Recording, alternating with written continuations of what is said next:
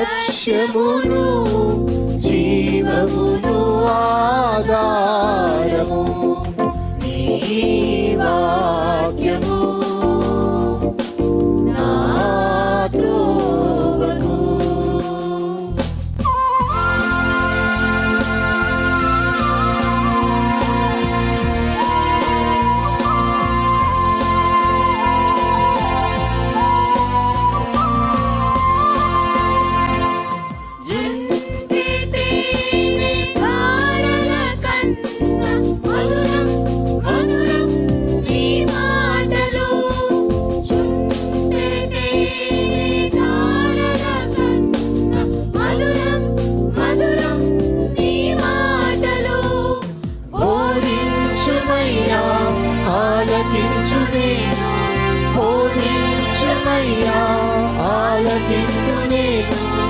అనుసరింతునయ్యా ఆత్మశక్తితో, అనుసరింతునయ్యా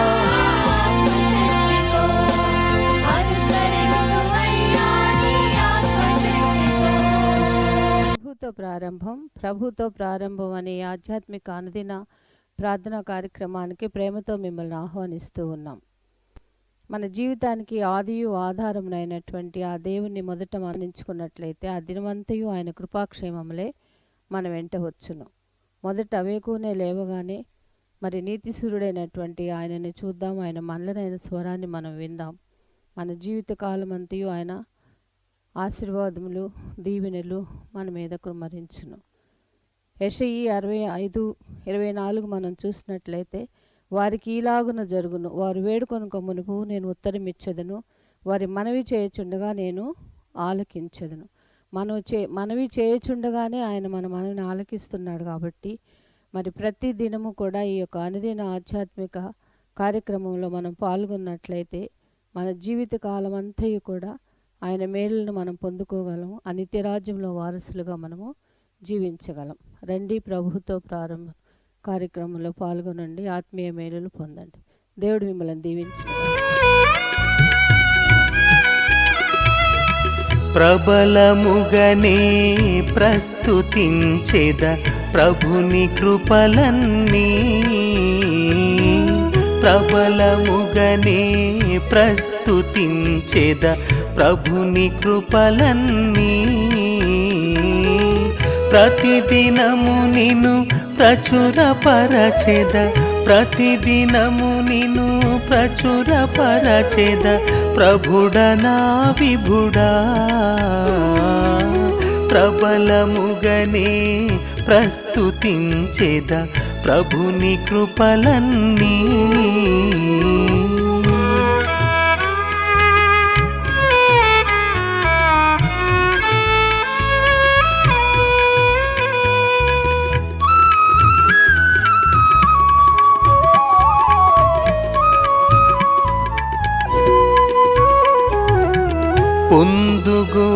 పొందుగోరినాయందు నిలిచిన బంధుమిత్రుడవు, పొందుగోరినాయందు నిలిచిన బంధుమిత్రుడవు. మందమతికానందమొసగిన, మందమతికానందమొసగిన మహిమతేజుడవు. ప్రబలముగనే ప్రస్తుతించెద ప్రభుని కృపలన్నీ. క్రీస్తునందు ప్రియమైన దేవుని సంగమా, మరొక నూతన దినమును దేవుడు మనకు అనుగ్రహించాడు. ఈ ప్రభుతో ప్రారంభం అనుదిన ధ్యానం ఆత్మకు క్షేమం, ఈ క్షేమకరమైన సువర్తమానములు అనుదినము ధ్యానం చేస్తుండగా దేవుడు మనకు అనుగ్రహించిన ఈ దివ్యమైన అవకాశం బట్టి, అద్భుతమైన ఆహ్వానాన్ని బట్టి దేవునికి స్తుతులు చెల్లిస్తున్నాను. ఈ క్రిస్మస్ న్యూ ఇయర్ సీజన్లో, మరి క్రిస్మస్ పండుగ నేపథ్యంలో మరి వివిధ సంఘటనలు, సందర్భాలు, వ్యక్తులు, వ్యక్తిత్వాలు ధ్యానం చేస్తూ వస్తున్నాం. మరి ఈ దినము మరి ఈ క్రిస్మస్ కాలంలో యేసుక్రీస్తు అవతరణకు ముందుగా మరి మార్గం సరళం చేయటకు ఏర్పాటు చేయబడిన యోహాను యొక్క జననం గురించి కొన్ని మాటలు ధ్యానం చేయాలని తలస్తున్నాను. రండి అందరం కలిసి ప్రార్థన పరంగా ఈ వాక్యాన్ని ధ్యానం చేద్దాం, ప్రార్థన చేద్దాం. కృపగల దేవా, దయగల తండ్రి, మీ పాదములకు స్తోత్రము చెల్లిస్తున్నాం నాయన. నీ దివ్యమైన సంకల్పాన్ని బట్టి మమ్మల్ని ప్రేమించి ప్రోత్సహించి అనుదినము అనుగ్రహిస్తున్న నీ లేఖన సారాంశాన్ని బట్టి, అదే రీతిగా నీ వాక్యపు లోతైన అనుభవాలు బట్టి స్తుతులు చెల్లిస్తూ, బోధకుడా మీరు బోధిస్తున్నారు కనుక ఆశతో ఆసక్తితో ఆలకించి ఆధ్యాత్మిక మేళ్లు పొందుటకు మీ కృప అనుగ్రహించమని మా రక్షకుడైన యేసు నామమున అడిగి వేడుకొంటున్నాం తండ్రి, ఆమెన్. స్నేహితులారా, నేటి కొరకు ఏర్పాటు చేయబడిన లేఖన భాగం లూకా సువార్త 1వ అధ్యాయము 13వ వచనం. అప్పుడు ఆ దూత అతనితో, జకరియా భయపడకము, నీ ప్రార్థన వినబడినది, నీ భార్యను ఎలిజబెత్ నీకు కుమారుని కనును, అతనికి యోహాను అను పేరు పెట్టుదువు. ఈ క్రిస్మస్ సీజన్లో మరి మత్తయి సువార్తలు కానీ అదే రీతిగా లూకా సువార్తలు కానీ పేరు పెట్టబడిన ఈ అనుభవాల మధ్య మరి యోహాను, యేసు, ఈ రెండు నామకరణాలు అది దేవుని చేత పెట్టబడిన పేర్లు. యేసు ప్రభు వారి గురించి గాబ్రియేలు దూత గొల్లలకు చెప్పినప్పుడు కానీ, యోసేపునకు చెప్పినప్పుడు కానీ ఆ పేరు యేసు అని నామకరణము చేయమని చెప్పడం చూస్తాం. అదే రీతిగా ఇక్కడ జకరియా ఎలిజబెత్ దంపతులు కూడా అతనికి యోహాను అని పేరు పెట్టడం ఎంత అద్భుతం అండి, ఎంత అదృష్టం. దేవుడే స్వయంగా పేరు పెట్టడం, పేరు మార్చడం కాదు. పేరు మార్చబడిన వారు చాలామంది ఉన్నారు.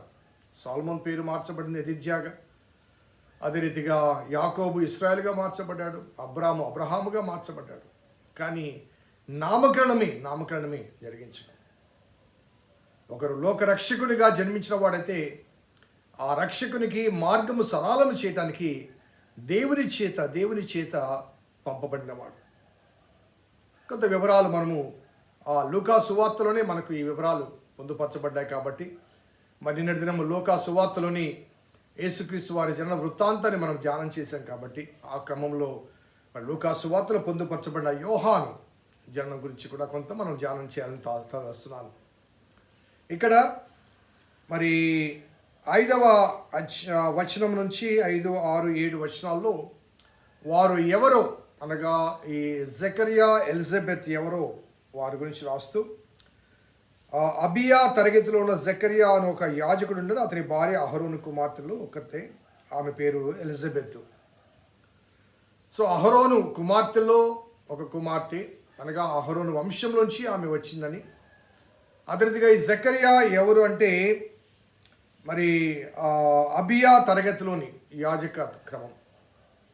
ఆనాటి కాలంలో అనగా దావీదు చేత నియమించబడిన ఒక నియమావళి నేపథ్యంలో ఈ ఆలయంలో ధూపము వేసే ఒక క్రమం అనేది సంవత్సరానికి ఒక్కొక్క వ్యక్తికి 2 పర్యాయాలు, ఒక సబ్బాతు నుంచి మరొక సబ్బాతు వరకు, మరలా కొంతకాలం తర్వాత ఒక సబ్బాతు నుంచి మరొక సబ్బాతు వరకు మరి అందించబడింది. ఈ క్రమం గురించి ఒకసారి మనము దినవృత్తాంతంలో మొదటి గ్రంథము 24వ అధ్యాయం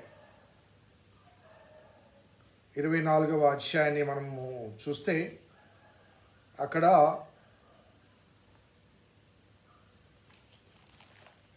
దినవృత్తాంత గ్రంథము 24వ అధ్యాయము 10వ వచనం చూద్దామా. 7వది హక్కోజునకును 8వది అబియాకును అనగా చీటిల వంతుల ఈ అబియాకు, వీరందరూ కలిసి చివరికి వచ్చేసరికి 19వ వచనం చూద్దాం. ఇశ్రాయేలు దేవుడైన యెహోవా వారి పితరులకు అహరోనుకు ఆజ్ఞాపించిన కట్టడ ప్రకారము వారు తమ పద్ధతి చొప్పున యెహోవా మందిరంలో ప్రవేశించి సేవ చేయవలసిన సేవా ధర్మము ఇలాగో ఏర్పాటు చేయబడను. అనగా ధూపం వేసే బాధ్యత దేవుని మందిరంలో ఆయా విధులు ఉంటాయి. ఆ విధుల్లో ఈ అబియా తరగతికి మరి ఆ ధూపము వేసే ఆ బాధ్యత అప్పగించబడింది. మరి అలా ఆ 24 మందికి వారి వారి వంతులు చొప్పున వారి వారి తరగతి చొప్పున వారు ధూపాలు వేయడం అలవాటు. ఆ ఆనవాయితీలో మరి ఆ జకరియా ధూపం వేసే ఆ అవకాశం వచ్చింది. చాలామంది ఈ మాట తీసుకుని అతని సేవ చేయు దినములు సమాప్తి కాగానే అంటూ మరణ సమయంలో వాడుతూ ఉంటారు. యాక్చువల్గా ఒక 1 వీక్, ఒక వారం రోజులు మాత్రమే అక్కడ సేవ చేశాడు. మరలా అదే సంవత్సరంలో మరొక వారం, ఒక సంవత్సరానికి 2 సార్లు మాత్రమే సబ్బాతు నుంచి సబ్బాతు వరకు అతనికి ఒక యాజకునికి అవకాశం కలుగుతుంది. సో దానికి దీనికి అసలు సంబంధమే లేదు. సో వాట్ ఎవర్, వీరిద్దరు కూడా ప్రభువు దృష్టికి చాలా చక్కని మాటలు అనగా వీరిని పరిచయం చేస్తూ దేవుడు వారిని ఎన్నుకోవటానికి, వారి ద్వారా యోహానును ఈ లోకంలో పంపించడానికి వారిలో ఉన్న యోగ్యత చూస్తే వీరిద్దరు ప్రభు యొక్క సకల విధములైన ఆజ్ఞల చొప్పునను న్యాయ విధుల చొప్పునను నిరపరాధులుగా నడుచుకొనుచు దేవుని దృష్టికి నీతిమంతులై ఉండిరి. సో ప్రజల దృష్టికి కాదు, లేకపోతే వ్యక్తిగతంగా తమ దృష్టికి కాదు, దేవుని దృష్టికి నీతిమంతులై ఉండిరి, న్యాయ విధిని అనుసరిస్తూ. So it is not just taking the responsibility in the temple but also living according to the law of God. చాలాసార్లు దేవుని సేవ చేయడానికి వచ్చేవారు సేవ చేయటం మాత్రమే కాదు, ఆ సేవకు తగిన రీతిగా, ఆ సేవకు అనగా ఎవరికి సేవ చేస్తున్నామో ఆ దేవునికి తగిన రీతిగా ప్రవర్తించడం అనేది చాలా అవసరం. ప్రవర్తన నియమావళి చాలా అవసరం. కాబట్టి అతను ఆ రీతిగా అక్కడ సేవ జరిగిస్తూ మరి ఉన్న ఆ తరుణంలో అతనికి దర్శనం వస్తుంది. దర్శనంలో అనగా వారు చాలా కాలంగా బిడ్డలు లేని వారుగా ఉన్నారు. మరి ఆ బిడ్డలు లేని వారుగా ఉన్నప్పుడు దర్శనంలో జకరియా నీ ప్రార్థన మరి వినబడింది, నీ భార్యని ఎలిజబెత్ నీకు బిడ్డను కంటుంది. చాలాసార్లు ఈ పెద్ద వయసులో పుట్టిన బిడ్డలు, ఆ తల్లిదండ్రులు చాలా కాలంగా బిడ్డల కొరకు నిరీక్షించిన అనుభవాల మధ్య మరి ఆ నిరీక్షణలోంచి పుట్టిన బిడ్డలు చాలా గొప్పవారుగా బైబిల్ గ్రంథంలో కనబడుతుంది. అబ్రహాము శారాలు చాలా కాలం నిరీక్షించారు. నిరీక్షణ నుంచి ఇస్సాకు పుట్టాడు, ఇస్సాకు నుంచి యాకోబు, యాకోబు నుంచి 12 గోత్రకర్తలు, ఇస్రాయేల్ జనాంగం వచ్చింది. అలాగే మనోహ దంపతులు చాలా కాలంగా నిరీక్షించారు, వారికి దేవుడు శాంసన్ ఇచ్చాడు. అలాగే హన్నా ఎల్కానా, వారికి దేవుడు శామ్యుయల్ ఇచ్చాడు. మరి వీరందరూ కూడా అనగా బైబిల్ ఒక సామెత ఉంది, prayerful parents will get the promising children. ప్రార్థనా పరులైన తల్లిదండ్రులకు వాగ్దాన పుత్రులు పుడతారు అని. సో వీరు నిరీక్షణకు జవాబుగా చాలా గొప్ప సేవ చేసే ఒక బాధ్యతాయుతమైన సంతానం వారికి లభించింది.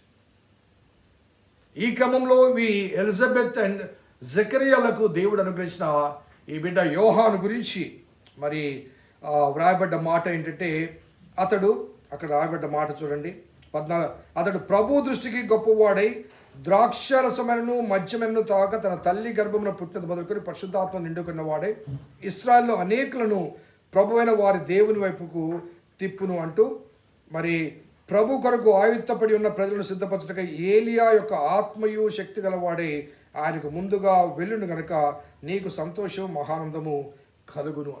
ఏలియా యొక్క ఆత్మయు కలుగునగా ద స్పిరిట్ ఆఫ్ ఎలీజా. మరి ఏలియా యొక్క ఆత్మనగా ఆ రోషము కలిగిన లేకపోతే ధైర్యముతో కూడిన సవాలుతో కూడిన పరిచర్య జరిగిస్తాడు.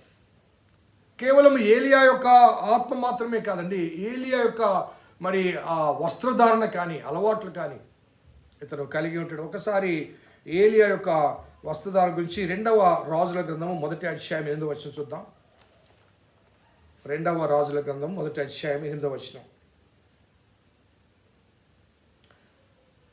అందుకు వారు అతడు గొంగలి ధరించుకుని నడుమునకు తోలుదట్టు కట్టుకున్న వాడని ప్రత్యుత్తరమివ్వగా ఆ మనుషుడు తిప్షీయుడైన ఏలియా అని అతడు చెప్పెను. గొంగలి ధరించుకొని నడుమునకు తోలుదట్టి కట్టుకొని. సో ఈ యోహాను కూడా అదే రీతిగా అదే రకమైన వస్త్రధారణ కలిగిన వాడుగా, కేవలము ఏలియా ఆత్మ మాత్రమే కాదు, ఏలియా వస్త్రధారణ కూడా కలిగిన వాడుగా కనబడతాడు. ఇతని గురించి మరి బైబిల్ గ్రంథంలో తర్వాత కాలంలో కూడా యేసు ప్రభు వారు కూడా ఏలియా ఆత్మ కలిగిన వాడితడంటూ కన్ఫెస్ చేసిన అనుభవాలు కూడా మనకు కనిపిస్తాయి. ఒకసారి మనం మత్తయి సువార్త 11వ అధ్యాయం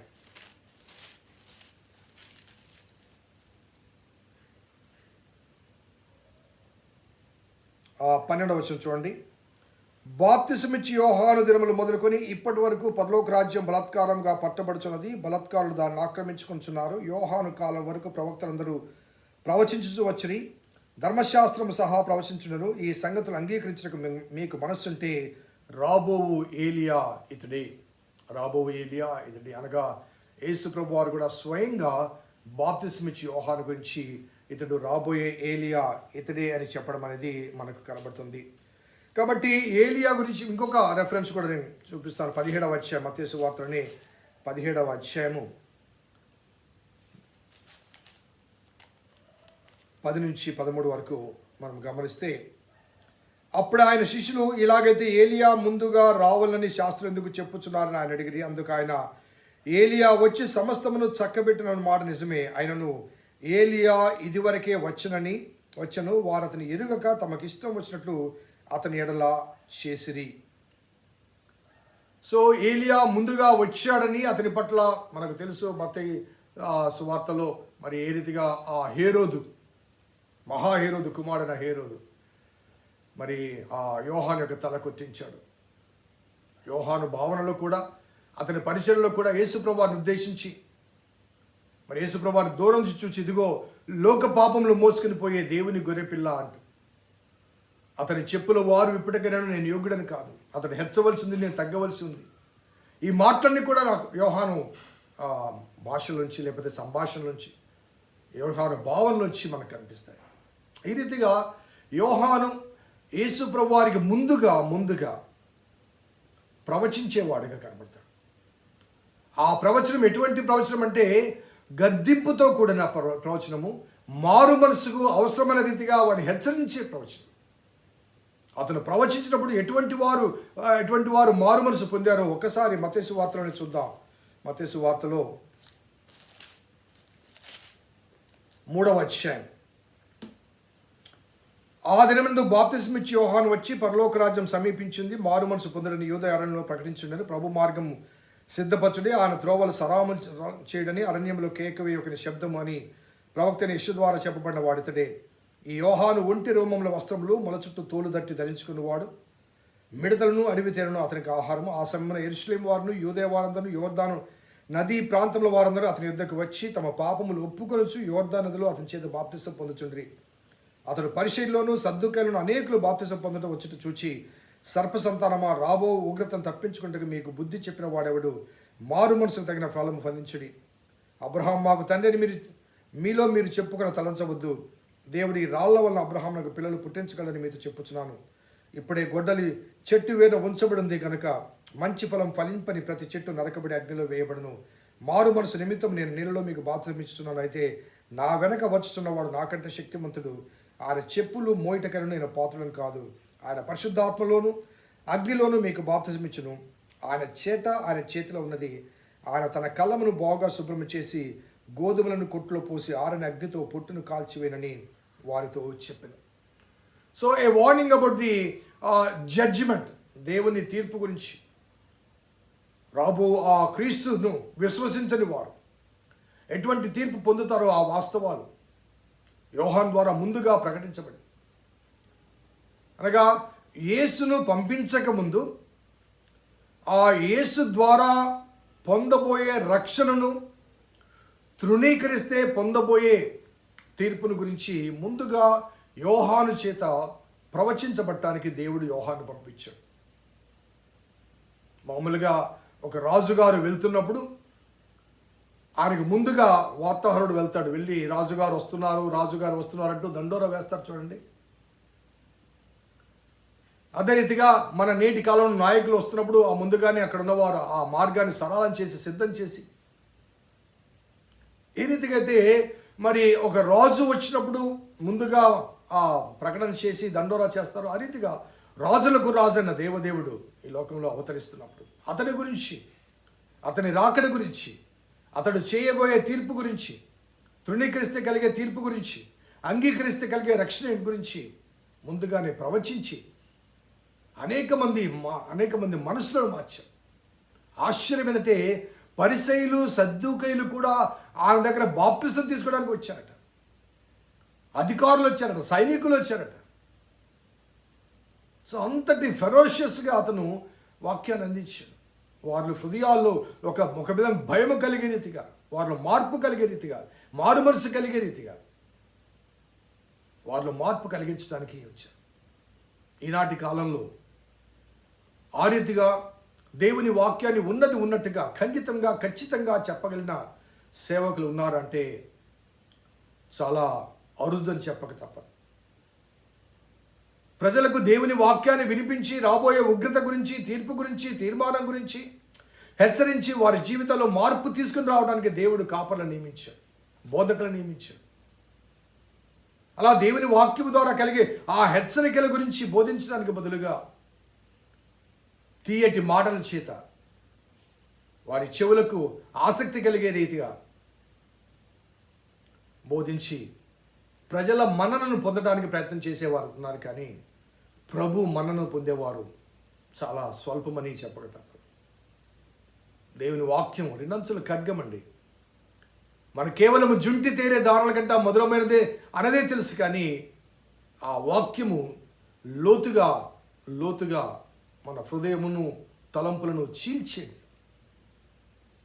లోతుగా విశ్లేషించేది, మన హృదయాంతరంగంలో ఉండే మలినాన్ని తొలగింపచేసేది దేవుని వాక్యం. కాబట్టి దేవుని వాక్యము కేవలము హృదయానందానికి మాత్రమే కాదండి, హృదయ పరిశోధనకు కూడా ఆవశ్యకం. ఆ హృదయ పరిశోధన ద్వారా ప్రజలు తాము పరీక్షించుకొని పరివర్తన చెంది ప్రభు రాకడకు సిద్ధపడగలిగితే దేవుని రాజ్య ప్రవేశం మన కళ్ళ ఎదుటే ఉంటుంది. దేవుడు ఆనాడు యోహాన్ను పంపించాడు, ఈనాడు ప్రతి చోట బోధకులను నియమించాడు. వారు ప్రభు మాటను యథార్థంగా ఉన్నట్టుగా బోధించి ప్రజల మనస్సును ప్రభు వైపుకు మలచటానికి దేవుని చేత నమ్మకం నియమించినటువంటి యోగ్యులు. తెస్సలోనిక పత్రికలో పౌలు స్పష్టంగా అంటాడు, సువార్తను మాకు అప్పగించుటకు మేము యోగ్యులమని మమ్మను భావించినందున ఆ దేవుణ్ణి ఇష్టపడే రీతిగా మేము బోధిస్తున్నాము తప్ప మనుషులను ఇష్టపడటానికి కాదు, మనుషుల చేత ఇష్టపడటానికి కాదు. ఈనాడు కావాలి, అవసరం. ఈనాటి కాల పరిస్థితుల్లో అటువంటి బోధకులు కావాలి. దేవుడు యోహాను పంపించేటప్పుడు అతని తల్లిని కూడా పరీక్షించి వారి ప్రవర్తన చూసి వారిలోంచి ఒక నిష్కల్మషమైన వ్యక్తిని ఈ లోకానికి తన కుమారుని యేసయ్య యొక్క రాకడను సరళం చేసే వ్యక్తిగా పంపించాడు. He has seen the past also. మన నేటి కాపర్లైన వారు వ్యక్తిగతంగా తమ బోధనలను సరిపోల్చుకుని ప్రజలను తృప్తిపరిచేవారుగా మాత్రమే కాకుండా ప్రభువును సంతృప్తిపరిచేవారుగా ఉండాలన్నది దేవుని ఆకాంక్ష. దేవుడు అటువంటి సేవకులను దీవించునుగాక. ప్రార్థన చేద్దాం. కృపగల దేవా, దేవుని తండ్రి, మీ పాదములకు స్తోత్రము చెల్లిస్తున్నాం నాయన. నీ ఉచితమైన దయా సంకల్పాన్ని బట్టి మమ్మల్ని ప్రేమించి మీరు అనుగ్రహిస్తున్న ప్రోత్సాహకాలు బట్టి స్తుతులు చెల్లిస్తూ లూకా సువార్తలో పొందుపరచబడిన జకరియా, ఎలిజబెత్, వారి కుమారుడు యోహాను, అతని జీవితం గురించి, అతని ఏర్పాటు గురించి, అతని సాక్ష్యం గురించి, అతని సందేశం గురించి మేము ధ్యానం చేస్తూ వ్యక్తిగతంగా మేము సరిపోల్చుకోవడానికి మీరు అవకాశం ఇచ్చారు. ప్రభా, స్తుతులు చెల్లిస్తూ ఈ రాబోయే నూతన సంవత్సరంలో మేము సవరించబట్టకు నిన్ను తృప్తిపరిచే రీతిగా మా బోధనలు కొనసాగునట్లుగా మీ సహాయం దయచేయమని మా రక్షకుడైన యేసు నామమున అడిగి వేడుకొంచున్నాం తండ్రి. ఆమేన్. తండ్రి, కుమార, పరిశుద్ధాత్మ త్రియేక దేవుని దీవెన ఈ వాక్యం విన్న బిడ్డలకు, వాక్యాభిలాషులకు సదా తోడైనది గాక. ఆమేన్. God bless you. దేవుని దీవించును గాక.